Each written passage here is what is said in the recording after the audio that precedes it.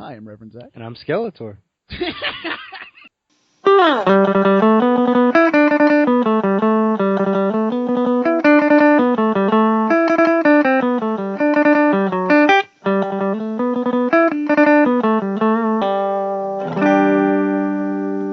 And welcome to This Movie Was a Hot Dog, a podcast where me and my brother over here watch a bad movie, critically, financially, or otherwise, then we review it, break it down, and tell you what we think. And this week we watched 1987's is it He-Man Masters of the Universe, or is it just Masters of the Universe? Yep. Just Masters of the Universe, the science fantasy action film directed by Gary Goddard and stars Dolph Lundgren, Frank Langella, and a very, very young, very, very pretty Courtney Cox. I'll agree with that.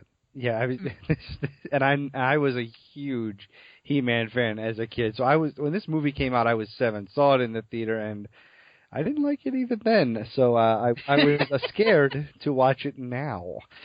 I was going to say, you're older than me. You were like, He-Man was your guy. Right. I was more of in the Power Rangers group of terrible action kids shows. Yeah. And I had heard of this, and I was very well aware of it and of its, like, not goodness, but I'd never seen it until today when you suggested it. And boy, oh boy, it is not very good. And it's a cash grab is what it was meant to be. It didn't work. No, it cost $22 million, which in 1987 money is pretty big, and it only made 17.3, which it's a bomb. It totally flopped. And you'd think it wouldn't, because even if it is bad, you'd think kids would have gone to seen it just for the, Well, yeah, like He-Man. I mean the fourth Alvin and the Chipmunks movie came out this past Christmas. The people are seeing that garbage. How did that survive and this didn't? I mean, it's funny. This movie did so bad. The company that made this, Cannon Films, the combination of this movie bombing and Superman 4: A Quest for Peace. Oh gosh, that is such a bad movie. We should do that one. All right. Stay tuned, folks. I love how you say folks. Like this is like an old-timey radio show. Well, I got that personality. I got that radio personality a bit, right? Well, you got a personality, all right. Anyway, between this movie and Superman 4: A Quest for Peace, that's the reason Cannon Films doesn't exist anymore. Yeah, this like, is just, I mean, all the marketing and all the money they lost on those two movies bankrupted that studio, and it doesn't exist anymore. So you can blame this for getting rid of Cannon Films. And they made some decent stuff. This movie takes, actually, I mean, obviously you go back and watch an 80s cartoon or any show that you watch when you were a kid, and it never is, you're always like, oh, I watched this. But this one just took He-Man, which is still not a bad cartoon to go back and watch. I mean, it's not great, but it took a pretty good cartoon with an interesting story and just shat all over it. Yeah, it's not. Well, I mean, we might as well start talking about it. So why don't you take us into Masters of the Universe, starring Dolph Lundgren and Frank Langella. Who's Frank Langella? Skeletor. Oh, okay. Sorry. We start off on the planet Eternia, which is where He-Man and the whole Masters of the Universe lore takes place. And we are told it's the center of the universe. The literal center of the entire universe is this gray, dusty planet. Who measured that? Yeah, who determined this? Did they go out in their spaceships and check it out? And the center of the universe is Castle Grayskull, which is, I guess, the point of the center of the universe. Now look, and then the first scene, they show you Castle Grayskull, and it looks pretty good. I mean, for a 1987 matte painting, it looks okay. It's pretty good, and you're like, oh, this might... And then, again, we talked about it a little bit before.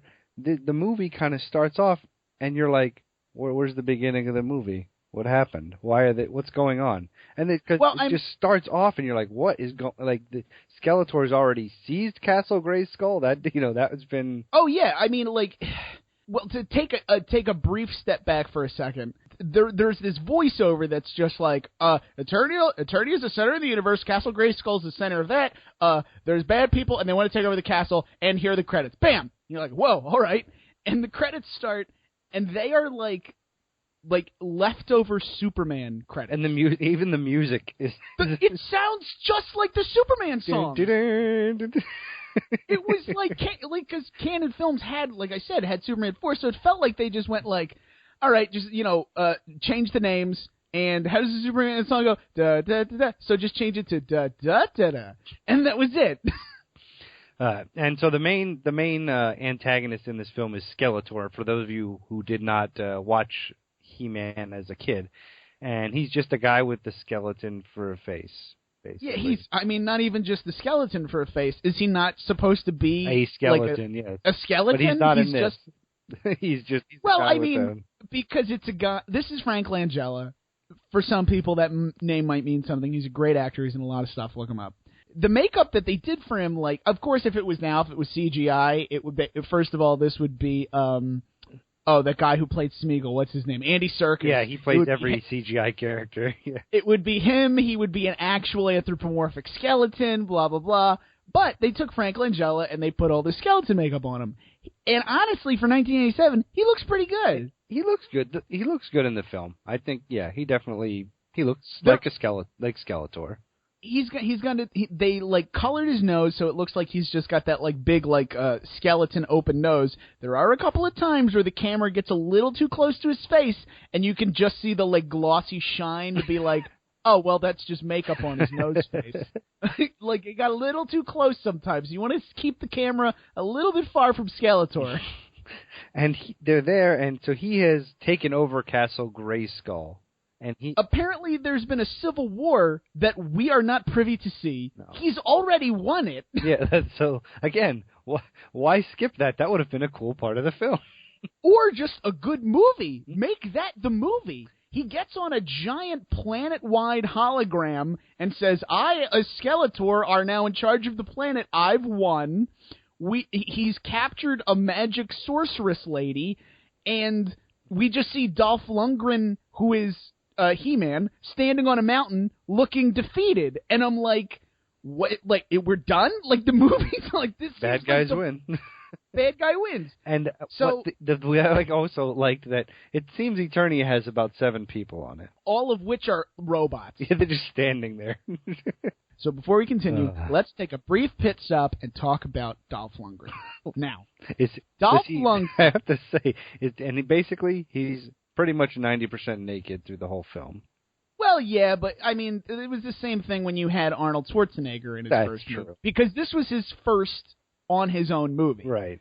So, and he's same thing. He's a big European dude, and he's got huge muscles, so let's show it. That's fine. I get it. We've done that in the past, and it's worked. We got Terminator out of it. Maybe this one will work. Turns out it doesn't. But, okay. Similar to Arnold Schwarzenegger, Dolph Lundgren in this movie can't speak English. Now that's not a criticism. That's a fact. He did not know how to speak English when they filmed this movie. He is saying his lines phonetically. Hello. When they were making this movie, the plan was to have him run around through it in his underwear with a sword, then dub him in post-production, right? Dolph Lundgren managed to finagle into his contract that he was going to have 3 opportunities to dub his own lines. So he could still have his voice in the movie, but maybe like he could, work on his English a little bit and get a little better, right? Then when they were making it, they ran out of time and money completely, and they're like, nope, that's how he talks. It's just in the movie now. That's how the movie You're is. Not serious. No, I'm serious. That's why you can't understand what the fuck he says. I just can't even believe it. That's why it's like, man. You can hear the words. It's not like you can't hear him. But because he's from Sweden and he doesn't know how to speak fucking English, his pronunciation of things is just a little off and his cadence is off. So everything is a little slow and the inflection is a little like wonky on everything he says. So it's just like, it's almost like an alien pretending to be a human, and you're like, well, you're a human, but like something's off here. He's just and he's just horrible in the movie as well. Oh yeah. Just so bad. So as soon as we're introduced to him, he fights a bunch of evil robots who were trying to capture an evil dwarf-looking guy. Yes. Who I thought was Warwick Davis, but I don't think it's Warwick Davis. You know who it is? It's Who? I don't know the guy's name, but he is. You've seen Willow? Yeah, Francis. You know I've seen Willow. Don't come on. He's the High Aldwin of the Nelwyns. Oh my God, you're right. That's him. Willow Offguard. Willow Offguard. Yeah, that's the same guy. Yep. Oh my God, you're right. That is him. Well, anyway, for those who know what Willow is, this guy's that guy. As a side note, as we're watching this, as I was watching this, I hate this mixture of magic and science bullshit. Like, how some people are wizards and medieval knights, and then there's also robots and guys with battle armor with lasers. One of those two sides would always lose. And I like how He-Man all of a sudden becomes a Jedi. He can deflect lasers with his sword. And he interchanges between when he's going to use this sword, which is the size of like a building scaffolding. It's huge, and a laser beam. Like, they don't mesh well, and I don't like it. Yeah. So they save the dwarf. They save this magic elf, and they follow him to his little hobbit. And you they can't follow use 3 races within a sentence. Dwarf, elf, hobbit. Come on. Who gives a shit? Well, so they save this tiny thing, this short person, and take him to his hobbit hole for some reason. So this elf, they show that the dwarf invented like this cosmic key that Skeletor now wants, and this cosmic key is like this weird cylindrical piano tube instrument thing that is like a Stargate as well. Hey, all you He-Man fans out, remember that from the cartoon? And Skeletor used it to transport him into Grayskull, and that's how he won the war that we didn't get to see. And he's like, well, I've got another one because the movie needs to happen. And they're like, great, how do we get to Grayskull? He's like, oh, just open my back door and we're there. And literally that's like, they just go out his back door and they are inside Castle Grayskull. And it's not like there's a jump cut. He's like, there's a tunnel out the back of my house that just leads right there. Like, isn't that fucking convenient? And isn't security shored this up already? Well, I mean, there's a lizard-faced person and more robots are hot on the trail. And so they go into Castle Grayskull. They try to free the sorceress, who seems to be the MacGuffin of this movie, but also the key is, and she's not really important, even though she is for like 30 seconds. They try to free her, and they can't. Skeletor shows up, and he has the most generic, I will have the power speech, like, once the moon is in the 9th cycle of the Zubadoo, then the great sky face will open its mouth hole, and the power will be... And we're like, yeah, got it. Whatever, yeah, you're going to be in charge. Okay. Who could possibly care? I mean, he is very mouthy in this film. Oh my God, Skeletor loves to talk, and he has nothing to say. It's just, it's better thank gosh we didn't have the voice of the original cartoon. Have you ever heard Skeletor in the original cartoon? Yeah, he talks like this. He-Man. So Skeletor sees that the dwarf has another key, and then there's a gunfight. The elf uses the piano tube, and He-Man and friends are then transported to 1987's California. And there you go. That's it. That ruined the movie. And they and once they land, they immediately lose this piano tube. You're absolutely right. This movie was, it's not great. And like I said, I'd never seen this before. I had heard about it, but I'd never seen it. And suddenly, we're in 1980s America, and I was like, oh no, it's one of these movies. Yeah, really, why? Eternia, Skeletor, all the minions of Skeletor against He-Man in Grayskull, big battle. No, we're going to go to Earth. It's funny because, more or less, it's sort of the plot of Thor, the new one. It is.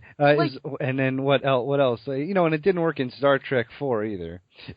It kind of worked at the time because like that was sort of what Bill and Ted's was. Yeah. That was the movie we watched the other week, My Science Project. I guess that was I guess that was last year at this point. Was it November or something like that? Something. Oh God, that was so long ago. Seems it. Yeah. God, I mean, do you ever think we'll die and then there'll be like 5 podcasts to release after this?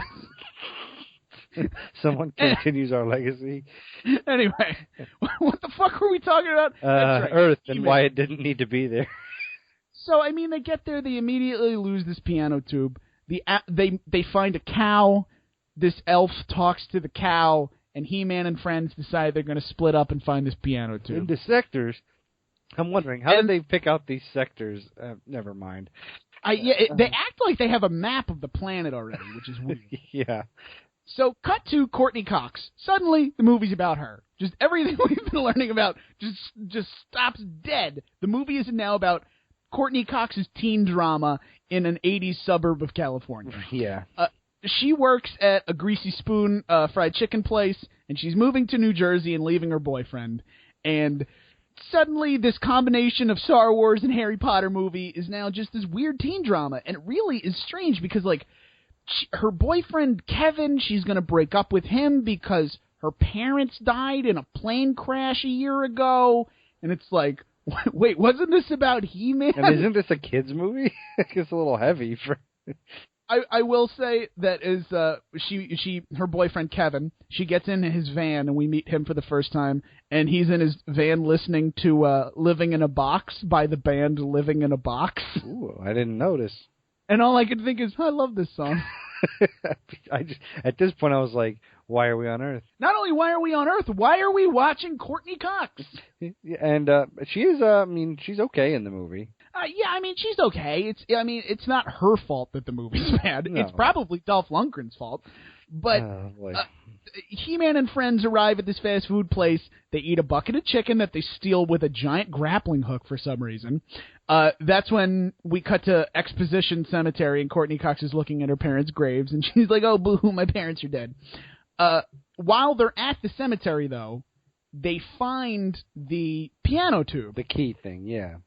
Yeah, well, it's like a cylindrical piano. It's a big black cylinder with like these weird keys all over it, and it plays like a synthesizer. Yes. And Kevin's like, wow, this is just what I need for my band, which appears to only be him because we never see this band. And it's like, I loved how he just knew how to play it. Oh, yeah, he's just, like, playing the instruments. He's like, wow, it's like a synthesizer. Thank God this weird thing from another dimension in time happens to be the sound of the most popular instrument in this decade right now. Weird. The keyboard. So they're playing with the synthesizer. Meanwhile, at literally the center of the universe, Eternia, Skeletor is slowly locking in on their position. He gets together a ragtag bunch of monster people, which include Blade, who is just a guy with an eye patch, Sorad, which is a lizard person, the Beast Man, which is a man in a rubber Bigfoot suit, and Krog, who is a tiny lizard-faced man with a big poofy white hair. Is he the guy with like the white like mink cape? No, that's not a cape. That's his hair. I thought that was like his little cape. It's on top of his head. No, Frank. behind him. No, one of the guys has like an actual little cape thing. There's 1,000 guys in this movie. I don't know. Okay. So Courtney Cox and Kevin go to the high school gym where they're setting up for something. And no one's there. No one's there. And he's like, well, my band's going to play. I'm like, is this prom? Is this a dance? Is it a battle of the bands? Are you allowed to be here? Because you seem to literally be the only person in this high school, which we find out they are. Yeah, you never see any other team. And then you also wonder, how empty is this suburb? Later on, that'll come into play. Oh, yeah. So they fuck around with the piano tube, and the monster, Skeletor's monster squad shows up. The boyfriend leaves, so... The boyfriend leaves. The monster squad shows up. They try and kill Courtney Cox. They shoot lasers, and they set the high school on fire, and she runs away. She runs into He-Man. He-Man fights all of these things, kills a bunch of robots. He gets in a one-on-one fight with Blade, who says, I've waited a long time for this. It's Why? And it's a good thing we didn't know because... right. Who are you? What is your relation to He-Man? Is there a backstory here? Out of all 4 of these monster people, why are you the one who gets the first line? So he kills them all. Whatever. He doesn't kill them. He kills the You're right. They all kind of just get away. Yeah, right. They run. Courtney Cox joins He-Man's squad now. And just believes him and goes on a whim that it's like everything's cool. Oh yeah, just this giant. Well, I mean, I guess she did see lasers come from robots and stuff. I'd be checked into a mental hospital or whatever. I would. So they all get into this car that the little elf has now modified to be like a magic future car. How? How did he get the tools or the tech? Did he invent the technology and then install it into the car? And how does he know how to drive? How does he know what a car is? I guess we could go there. Skeletor's gang of evil monsters return to Skeletor to say that they lost. I don't know why they didn't at least try one more time. I would have just run away. Well, out of the 4 main ones, none of them died. Like, try again. Yeah, exactly. Be like, we're still working on it. Right. And Skeletor's like, well, you came here and failed. I don't know why you guys didn't at least try again. I'm going to kill one of you. So he kills Sorad the lizard person with 1980s cartoon magic. Right. He just, like, points his finger, and, like, a cartoon happens at this character, and it disappears. So, to replace Sorad, the lizard person, everyone's favorite character in the movie so far, he sends his personal secretary, who is, like, this evil lady. Evil Lynn. Is that a person from the show? It is. Yep. She was one of the villains. Okay. Now, who plays her? I didn't look up her name. I recognize her from something. She's in a bunch of stuff. Yeah. Honestly, I know this from history class. She was Hester Prynne in the TV movie version of The Scarlet Letter. Oh, okay. For all you kids in high school, look forward to reading that piece of garbage. Well, that book is so boring. I haven't read it. Consider yourself lucky. So he sends his personal secretary, who's played by Hester Prynne. Meanwhile, a cop and Kevin are looking for Courtney Cox. The cop just sort of decides that the piano tube is evil. He's, like, playing with it, and he's like, I think the Russians made this. And you're like, wait a minute, what? How did we get this? How did the Red Scare come into this? How did you... Well, I mean, it's 1987. I mean, it fits the time. But, like, why did he just just assume that? And he takes it from this kid. He's like, well, I'm going to hold on to this because I think that this piano is related to the fire at the high school. What? Where's your deduction, sir? I mean, he's right, but he has no reason to assume that. Yeah, and then again, and you can't just, like, take something and just be like, oh, I'm just going to take this because... Yeah, I mean, the 80s, that's before we had rights, right? Oh, yeah, definitely. So the monster people gang beat up Kevin and use a magic collar that they put on him to find out where the piano tube is, and he's just like, a cop took it. And he's like, where are they? And he goes, I don't know. And they just leave. And he's like, oh, okay. While they're there, though, they find a picture of Courtney Cox and Courtney Cox's dead parents. Right. It seems really useless, but it comes up in a minute, so I have to reference it. Yeah, and of course, when you're watching it, you're like, well, who cares? You know? Yeah, why does Courtney Cox's parents have to be dead at all? Yeah, well, I don't know. Maybe it doesn't mean anything. Right. So then He-Man and friends show up with Courtney Cox, and they release Kevin's neck collar. The elf dresses up in pimp clothes. For some reason, he's just like, oh, look at all these clothes I found in the back. It's just I guess it was supposed to be for a laugh, but yeah, it wasn't very funny. Yeah, I think as well. I think it was supposed to be a ha-ha funny moment. Excuse me. Anyway, they need to go find this cop because he's got the piano tube as well, so now we're all after the cop. He goes the cop took the piano tube to a music store. I don't even fucking know why. He thinks the Russians made it. And he takes it there. He's like, what do you think this is, guy at the music store? And the guy at the music store is like, I don't know.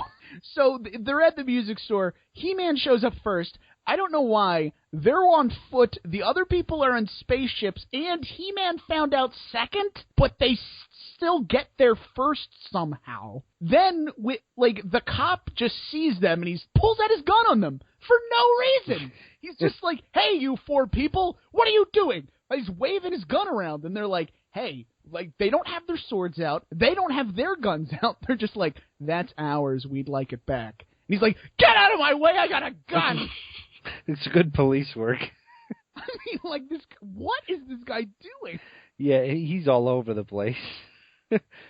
Is this where the bad folks teleport in now? Yeah, the bad people show up, the monster men with all the robots at the music store, and there's a battle. There's a laser battle, and to be perfectly honest with everybody, it's not terrible. No, it's actually pretty good.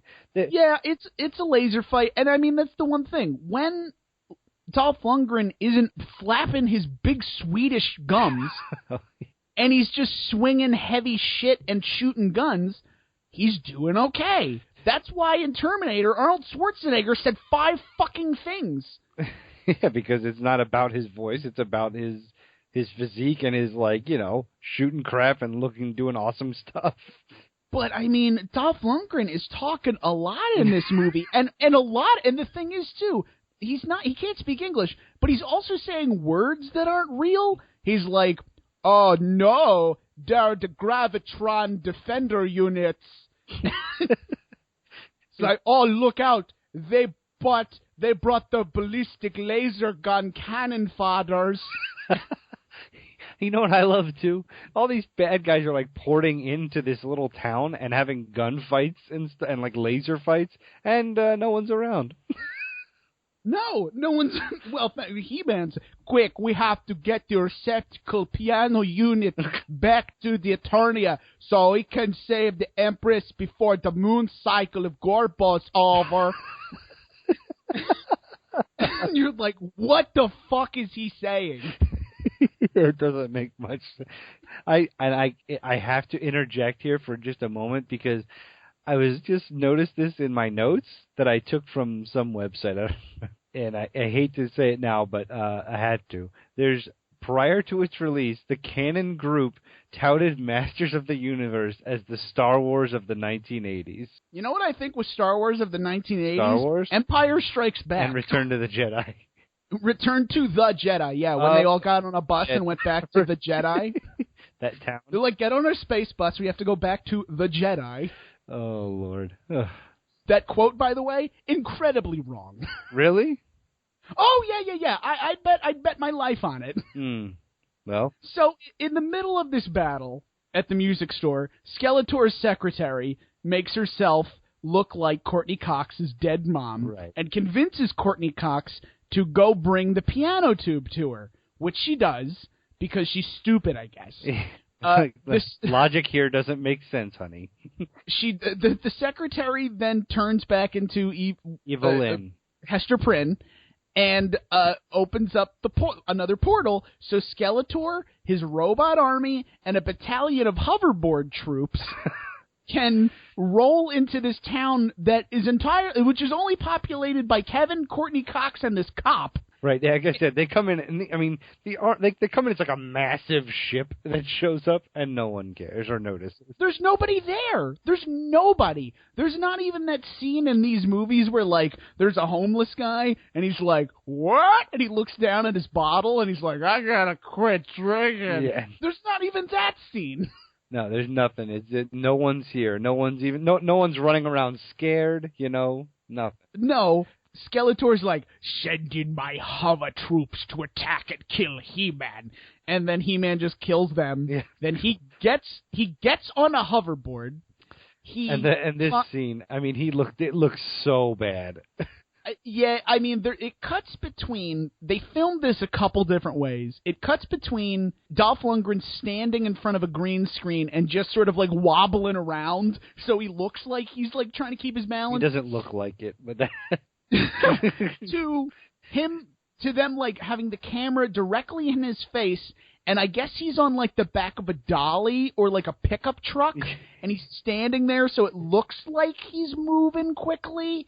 but it's shot really poorly. And he's shooting lasers, and he's cutting swords, and he finds evil Hester Prynne, and he uses a grappling hook, which he never had before or again, to get the piano tube from her, which he does, and then they are all hiding on a roof, and Skeletor captures all the He-Man buddies.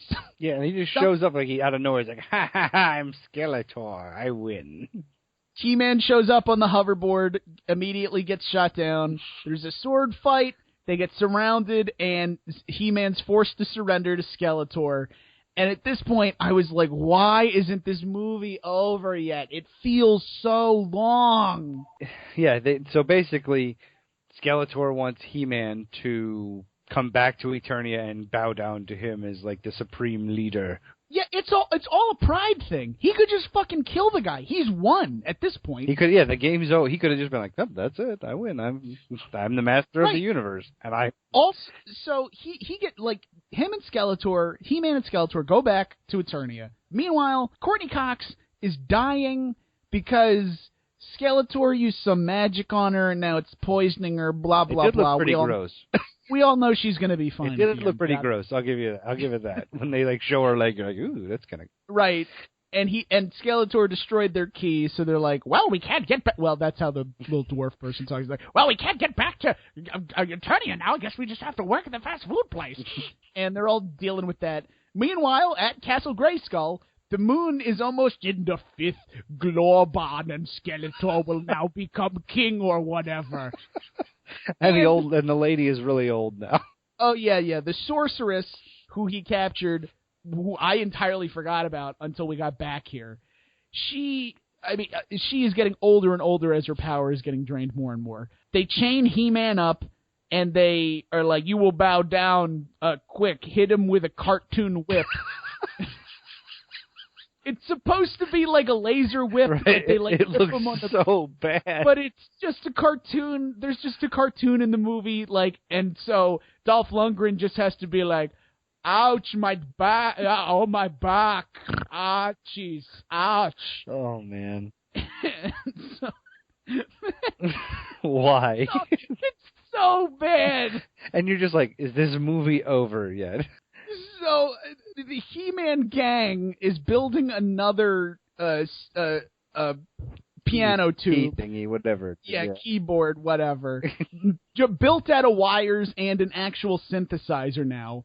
Kevin is the only one who can get them there because the way this key works, and they say this a bunch of times, you haven't brought it up before because who the fuck cares? But the way intergalactic space travel works is apparently every planet and part of the galaxy and universe has a specific tone or tune designated to it. Yeah. So the little dwarf guy who built this thing is like, we can't get back to Eternia because I don't remember the tone. Why? Why would you not remember it? And Kevin's like, oh, I think I do. It's and he's like, you're right. That's it. How did you remember that? And he's like, because it's a fucking, like, song. It's like I just three notes. Yeah, it's like 3 notes. I just remembered it, you boob. And so they just go on, they build a synthesizer, and they go, beep, bop, boop, boop, boop, boop. And they're like, boom, we're there. That's Eternia. We're in Eternia. So as soon as we get there, and despite the fact that we are trying to rescue He-Man now, Skeletor wins. The sky mouth opens up or something, and he is now bestowed with, as he puts it, the power of the universe. And he's now a god, and somehow that makes it so he has all gold stuff on. Not only all gold stuff, like a 5.5 foot wide, 8-pointed solid gold crown on his big dumb head. This thing must weigh 150 pounds. It's pretty big. And he's like, I am all-knowing. I am all-powerful now. He-Man, I'm going to kill you. And he just sort of shoots a little lightning bolt, and He-Man's like, Ach, that hurt mine chestis. And you gotta stop. And so the He-Man kids are like, we're going to stop you. And then there's like a laser fight with the robots, and the He-Man gang are shooting shotguns and lasers and blah, blah, blah. And He-Man's like, Skeletor, Now you are the god of the universe. We gotta fight now. And I love this part because Skeletor has taken He-Man's sword, which is like the main thing He-Man has as his weapon of choice is his sword. This 7-foot long Right. piece of steel. Yes, and he's got it locked in like a chamber or something. And I love this whole scene because He-Man's like, I'm going to take the sword out of this. And Skeletor's shocking him, and basically it's just, I don't care. And he just pulls it out anyway. Like, that whole Right. scene was pointless. Despite the fact that Skeletor is now supposed to be a god. Yeah, no. He can't stop 5 people, 2 of which just have earth shotguns. Why can't he just snap his fingers and they simply don't exist anymore? He has been building to this movie. When the moon is in the glib-glob stage or whatever, I become the master of the universe. Apparently, the master of the universe is mainly a title that just comes with a big hat. It's like being the Pope. You don't actually have any power.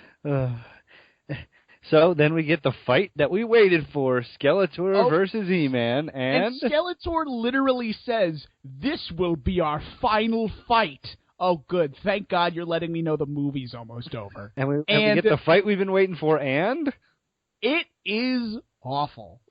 they cling sword and staff maybe 7 times. Frank Langella can't move because he's got a giant metal fucking crown on his head.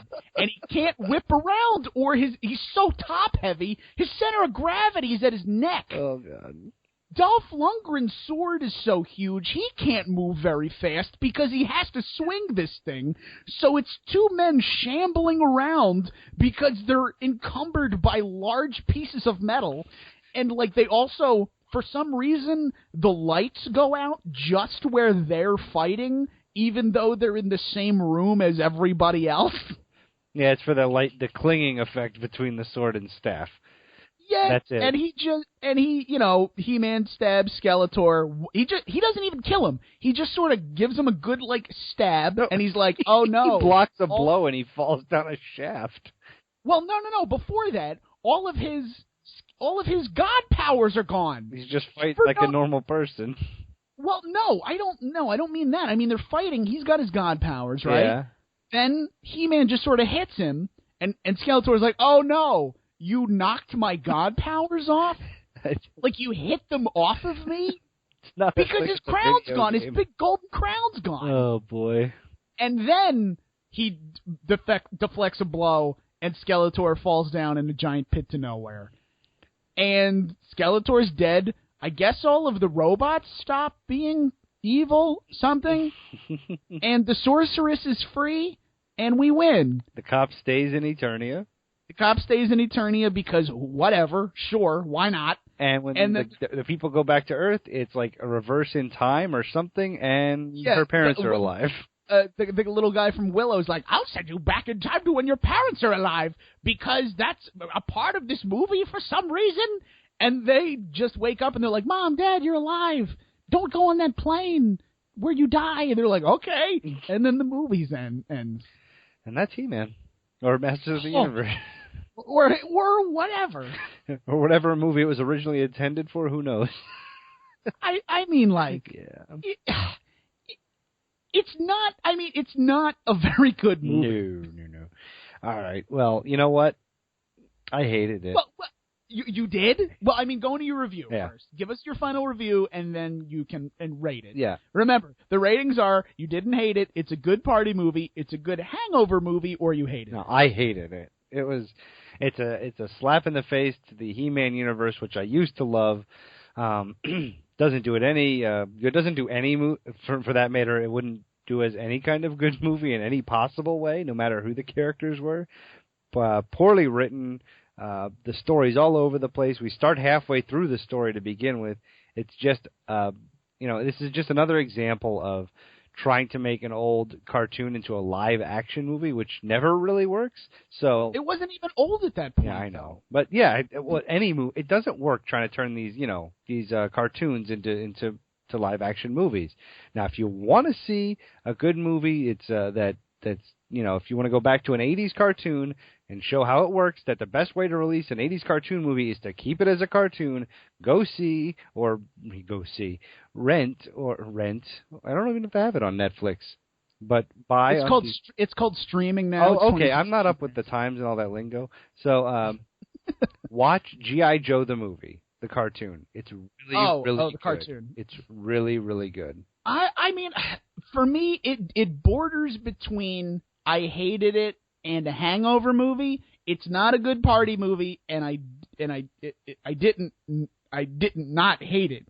It's between I hated it and a good Hangover movie. I can see how it's a Sunday morning, you had a long Saturday night. Maybe this'll sort of keep you entertained while you're laying on the couch and you're like, man, I do not know what's going on. Maybe in that mindset it's okay, but it really does take me out of it, and I know we made fun of him a lot. But Dolph Lundgren cannot speak English. Literally cannot speak the language the movie is filmed in. And it shows. I feel like there was a movie here, but we had to, for some reason, go into 1987 California, and it just changes the entire tone of the film. The first 5-10 minutes are in this weird planet with these weird people and these monsters, and everybody's a different race of something, and we're fighting a war with a skeleton person who seems to be the only member of his race. But then all of a sudden it's like, wow, no, we're eating fried chicken. Isn't that crazy? No, not really. It's not. Your movie's very bad. That's why you bankrupt Canon Films, you piece of shit movie. Yeah, that's it. That's all I have to say. As a suggestion for this, I don't know, man. I can't think of a movie that's like this. I mean, like I said, it's like Thor. It's basically the plot of Thor. Just watch Thor. Or just get Transformers the movie, the cartoon version. That's also a great 80s cartoon. Yeah, sure, that too. Whatever. Oh, man.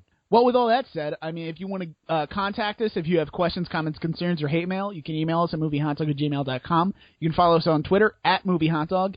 We have a Facebook. You can like us at This Movie Was a Hot Dog. And if you get the show on iTunes, please rate, review, and subscribe. It really does help the show.